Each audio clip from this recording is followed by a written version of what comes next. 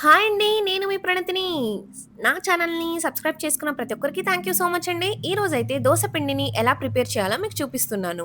ముందుగా ఒక గ్లాసు బియ్యం తీసుకొని సగం గ్లాస్ అయితే ఉద్దిపప్పునైతే వేసుకోవాలి. కొద్దిగా మెంతులు, శనగపప్పునైతే వేసుకొని బాగా శుభ్రంగా కడుక్కొని 5 అవర్స్ అయితే నానపెట్టుకోవాలి. నానపెట్టుకున్న మిశ్రాన్నయితే మిక్సీ పట్టుకోవాలి.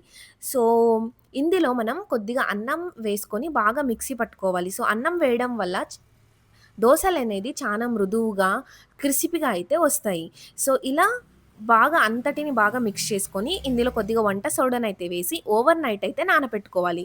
సో, ఇలా నానపెట్టుకోవడం వల్ల ఫర్మెంటేషన్ అనేది మార్నింగ్ లేసి చూస్తే చూడండి ఎంత బాగా ఫర్మెంటేషన్ అయితే అయ్యిందో.